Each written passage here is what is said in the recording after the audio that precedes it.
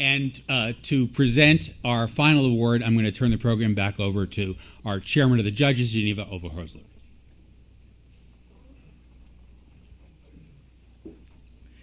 In the National Network category, the judges decided to give out a special award. The award is for Special Achievement for National Impact on the 2008 campaign. It goes to Katie Couric for her extraordinary, unyielding, and incisive multi-part interviews with Republican vice presidential candidate Sarah Palin. The judges called her work, quote, a defining moment in the 2008 presidential campaign, unquote, and I'm sure you would all agree. Let's see the clip, please.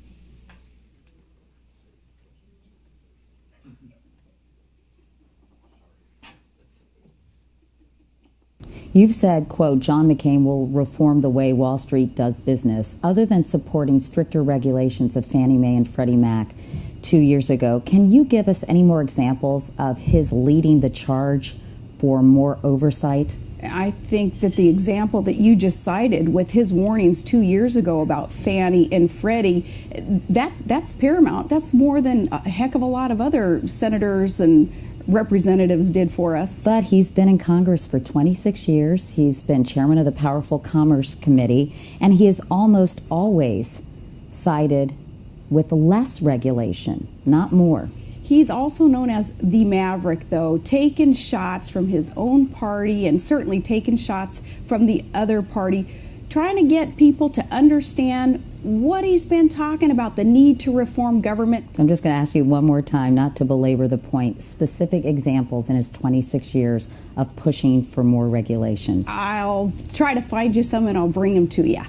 You've cited Alaska's proximity to Russia as part of your foreign policy experience. What did you mean by that? That Alaska has a very narrow maritime border between a foreign country, Russia, and on our other side, the land boundary that we have with Canada. It's funny that a comment like that was kind of made to, I don't know, reporters. Mocked? Yeah, mocked, I guess that's the word, yeah. Well, explain to me why that enhances your foreign policy credentials. Well, it certainly does, because our next door neighbors are foreign countries. They're in the state that I am the executive of. And have you ever been Russia. Involved with any negotiations, for example, with the Russians? We have trade missions back and forth. We do.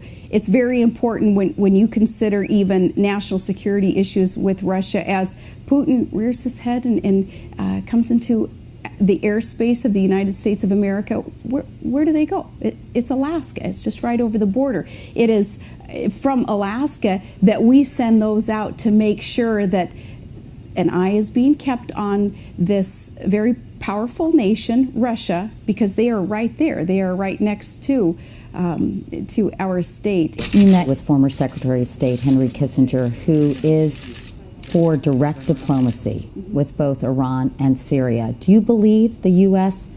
should negotiate with leaders like President Assad and Ahmadinejad?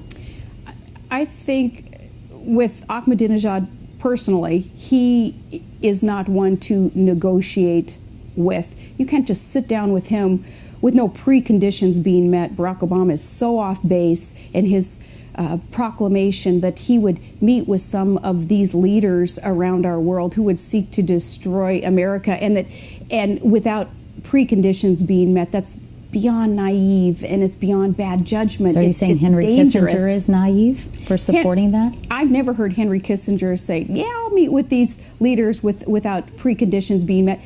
Diplomacy is about doing a lot of background work first and shoring up allies and positions and figuring out what sanctions perhaps could be implemented if things weren't going to go right. That's part of diplomacy.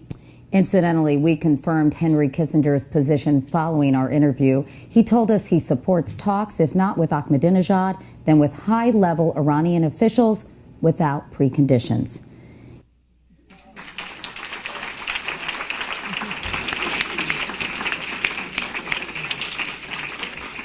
Anchor and managing editor of the CBS Evening News, Katie Couric, is here to accept the award. Katie?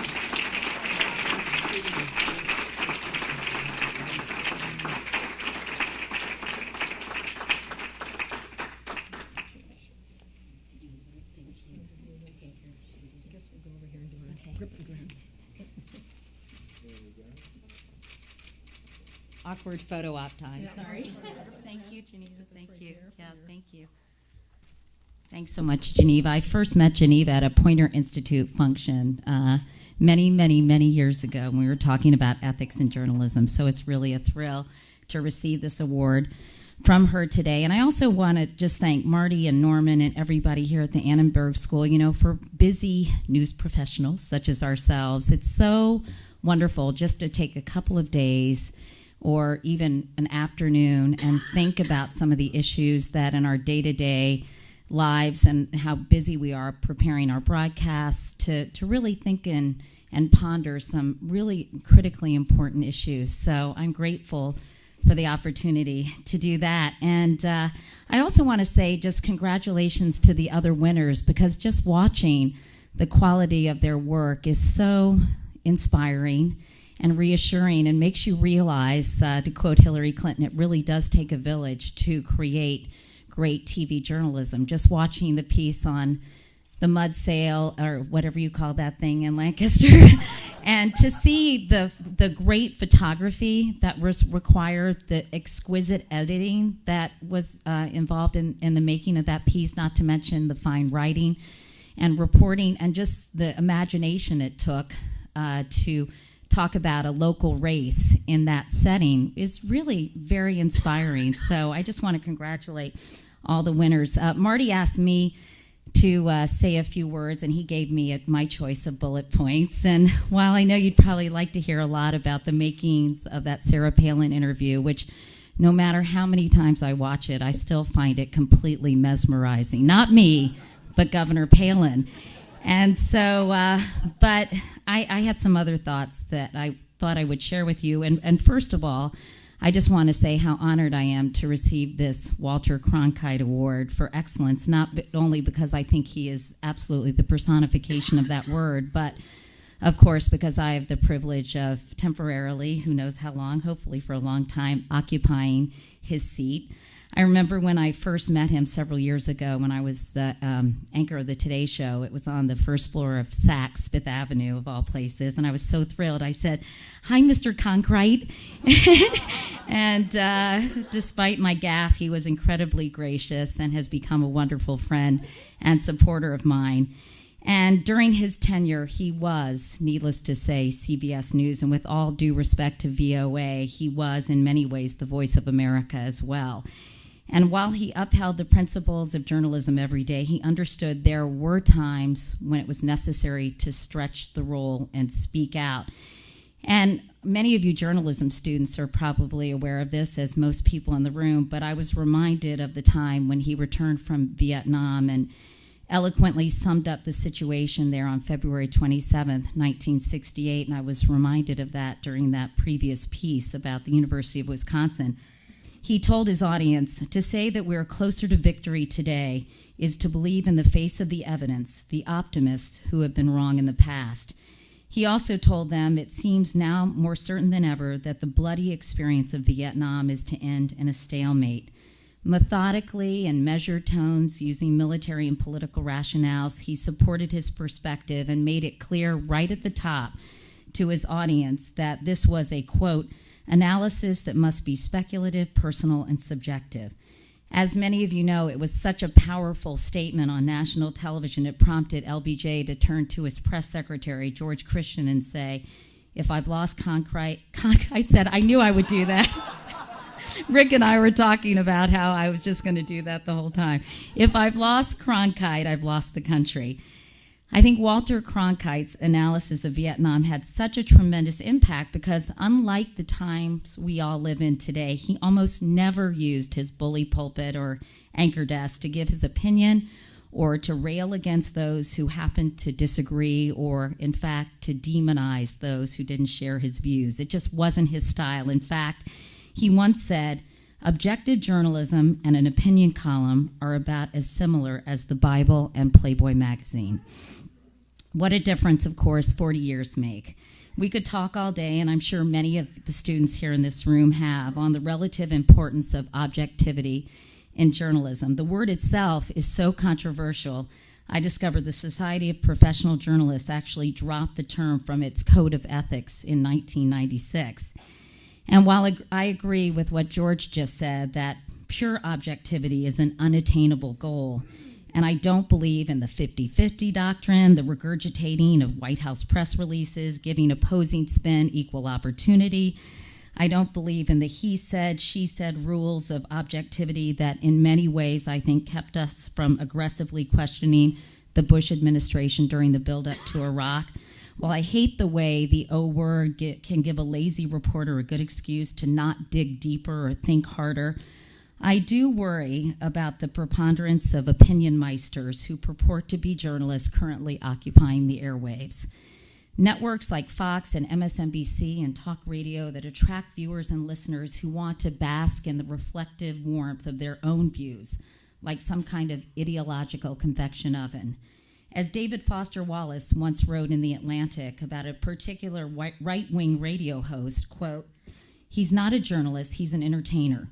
Or maybe it's better to say that he's part of a peculiar, modern, and very popular type of news industry, one that manages to enjoy the authority and influence of journalism without the stodgy constraints of fairness, objectivity, and responsibility that make trying to tell the truth such a drag for everyone involved." I'm all for moral outrage when something is so egregious and it's absolutely called for, like Walter Cronkite during Vietnam or Edward R. Murrow during the McCarthy hearings. After all, it's so much a part of this country's fiber. You only need to look at Thomas Paine's Common Sense, perhaps the nation's first opinionated tabloid. But maybe a little more common sense is in order these days as consumers opt for a constant and limited diet of one-sided news or commentary. Will that somehow atrophy our intellectual muscles, our ability to be critical thinkers and at least attempt to understand those with whom we do not agree? Will it make civil discourse more of an oxymoron than ever? I wonder about that, and I hope you all wonder about that as well. Now, my concerns about the current landscape may seem slightly self-serving since we're guided by traditional principles at CBS News. And of course, I've been called every name in the book, eviscerated by MoveOn.org for reporting from Iraq that the surge was actually bringing down the levels of violence there. And God knows I've been on the receiving end of the wrath of conservatives at times as well.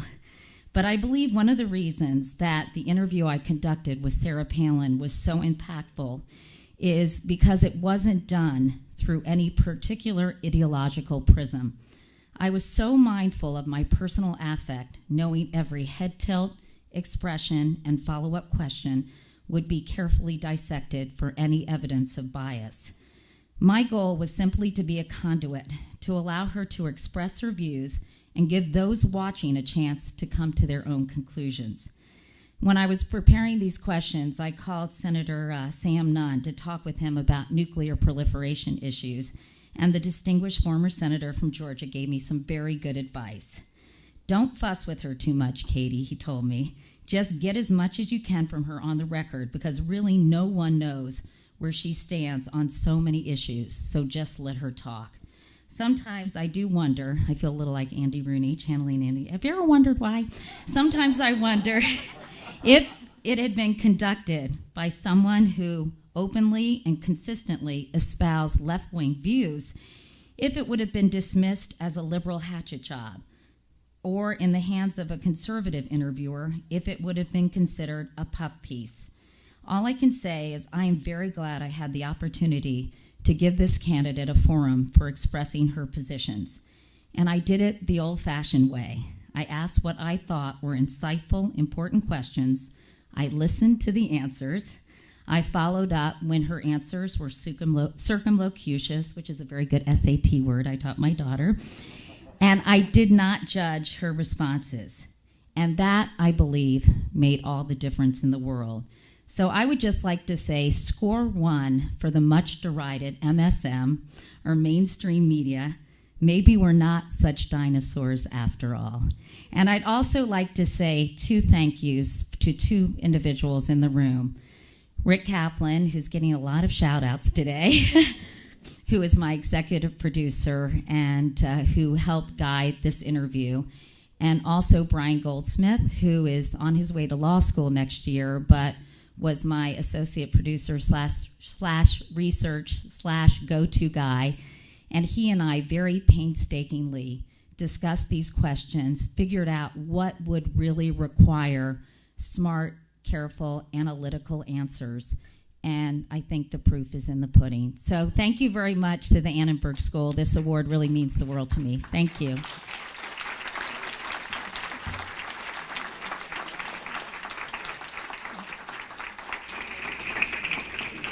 Thank you so much, Katie, for those thoughtful remarks. I have to say your travails in pronouncing Cronkite remind me of a time when, unbeknownst to you, I relied on your counsel in pronunciation. I had to give a speech, I can't remember why, when I knew I was going to have to say the name Ahmadinejad.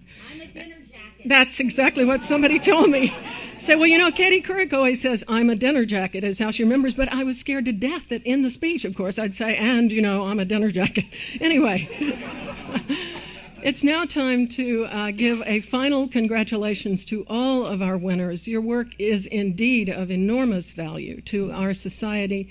We are so lucky here at the Norman Lear Center and at USC Annenberg to be able to recognize that fine work. I'm so glad we could share this occasion today with our students and so many colleagues and friends. I want to share with all of you a great thank you to the Norman Lear Center, to Marty Kaplan, to Norman Lear, of course, for making this happen, to the wonderful staff of the Lear Center. It's a great occasion. I thank you all for coming. I hope you have safe travels, and we'll look for you here next time. Thank you.